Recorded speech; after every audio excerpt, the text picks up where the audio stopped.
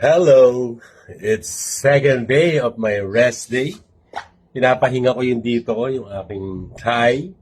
Dahil siyempre, running for 3 days na first time ko ulit ginawa after decades, siyempre may mga sasakit sa'yo. So it is advisable na ipahinga mo yung katawan.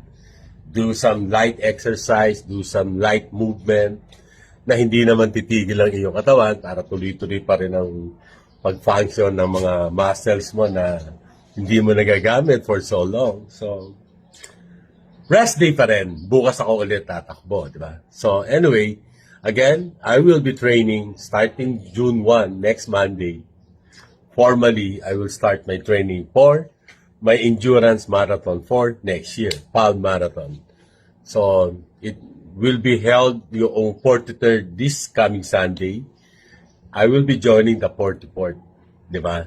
And again, I was blessed na noong bata ako, I was in my teenager life na I was able to join the first Palm Marathon. And it's one of my bucket list na makabalik ulit into endurance running.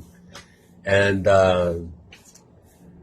importante sa akin to kasi for me, doing this is aside from being physically fit ulit and doing something na kung saan ako masaya is part of na I'm trying to search din sa sarili ko, di ba?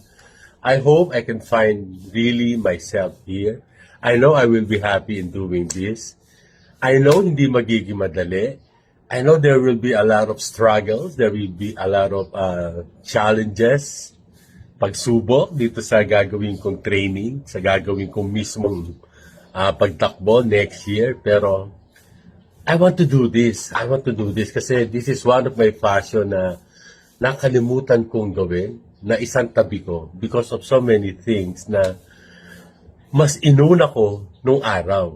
And for me, doing this again is like going back to what I loved before. And I think that is important for me.